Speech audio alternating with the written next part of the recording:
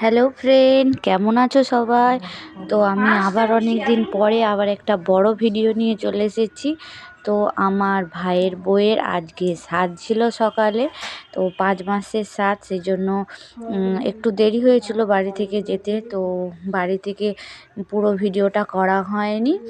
আর যেসব বন্ধুরা কিন্তু ভিডিও দেখছো, কমেন্ট করছো শর্ট ভিডিওতে, তাদের জন্য অনেক অনেক ধন্যবাদ। তো আসার পরে আমাদের জন্যই বসেছিল, মানে অনুষ্ঠানটা আরম্ভ হয়নি। আর আমি যে আনন্দ বেশি করি বলে, তো প্রথমে তার মা মালা ঘুমসি পড়ালো, তারপর এটা আমার মা মালা ঘুমসি পড়াচ্ছে। তো আমার ভাজ তো খুবই আনন্দ।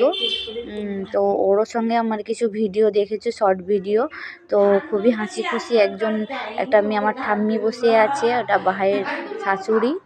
আর মা ভাজ বলছে যে ধান দুলপোর ব্যাপারটা বলছে আছে, তো দিতে হয়। তো আমিও ঠিক জানি না, এটা নিয়ে জিজ্ঞাসা করছিল। তো তোমরা যদি জানো যে সাদে হচ্ছে ধান দুলপো দিয়ে আশীর্বাদ করতে হয়, কোথাও যদি নিয়ম থাকে তো প্লিজ কমেন্ট করে বলবেন যে সাদে যদি ধান দুলপো দিয়ে আশীর্বাদ করতে হয়। তো ওই নিয়ে আমাকে জিজ্ঞাসা করছিল। তো এই নিয়ে টানাপুরেন বলছিল হ্যাঁ, আবার বলছিল না, এইসব হচ্ছিল। তো তারপরে যা হোক, অনেকটা বেলা হয়ে গেছিলো। তো আমার প্রচণ্ড খিদেও পেয়েছিল। তারপর মা বললো একটু ফ্রায়েড রাইস আর বেগুনি নিয়ে খা। তো আমি এই যে খাচ্ছিলাম ঘুরে ঘুরে। তো আমার আবার ছোটো মেয়ে বলছে তুমি একলা একলা খাচ্ছ, আমাকে দিচ্ছ না।